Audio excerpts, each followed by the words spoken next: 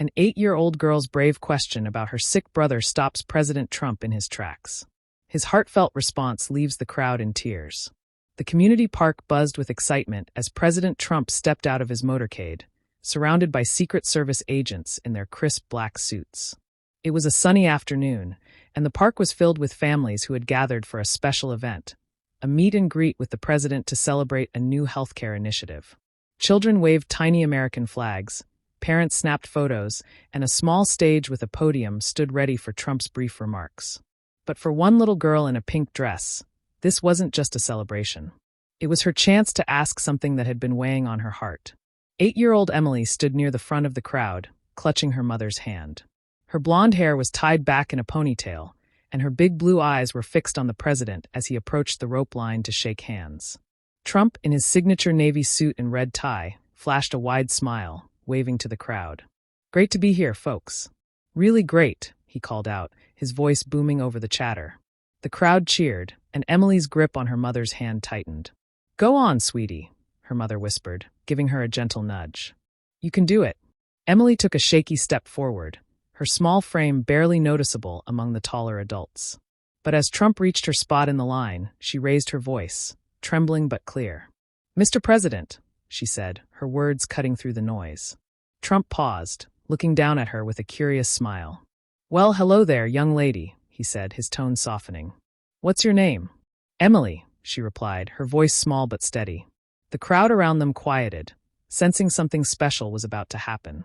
Trump knelt down to her level, his Secret Service detail shifting slightly, but staying close. "Emily, that's a beautiful name," he said. "What do you want to tell me?" Emily swallowed hard, her hands fidgeting with the hem of her dress. Then, with all the courage she could muster, she spoke. "My brother Tommy, he's really sick," she said, her voice cracking. "He needs a special doctor, but we can't afford it. Can you help him?" The park fell silent.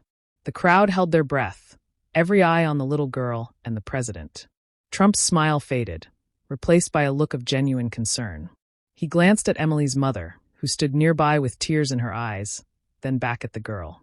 For a moment he didn't speak, his hand resting gently on her shoulder. "That's a very brave question, Emily," he finally said, his voice quieter now. "You love your brother a lot, don't you?" Emily nodded, her eyes welling up. "He's my best friend," she whispered. Trump took a deep breath, his expression softening even more.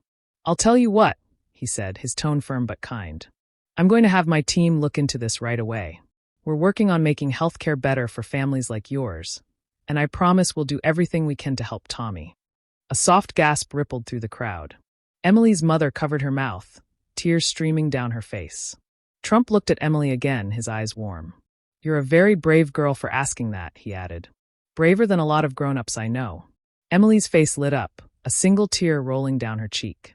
Without thinking, she threw her arms around Trump's neck, hugging him tightly.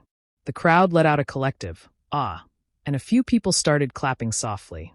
Trump chuckled, patting her back gently. "You're a special kid, Emily," he said. As she pulled back, her smile was brighter than ever.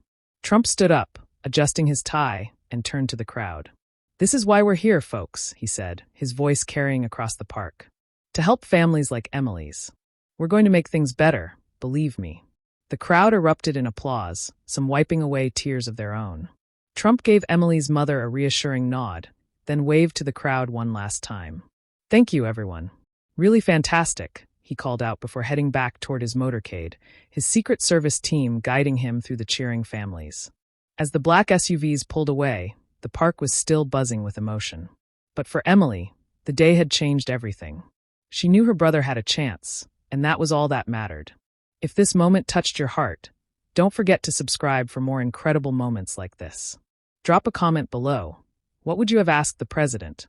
Let's keep the conversation going.